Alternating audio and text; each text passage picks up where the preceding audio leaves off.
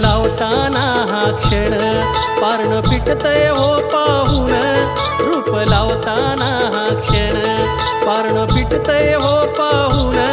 देव निघाल देवळातून नि बसलं पालखीमधी जाऊन, देव निघाल देवळातून नि बसलं पालखी